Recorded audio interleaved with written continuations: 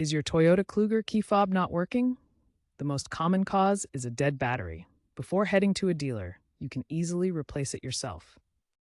First, confirm the remote isn't responding to button presses or has very limited range. For opening the fob, use a plastic pry tool or a coin to gently separate the two halves at the seam.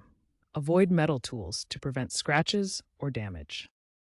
If the case is stuck, apply gentle heat from a hairdryer on low to soften any adhesive. Remember, the key fob takes a CR2032 battery, which you will need for the next section.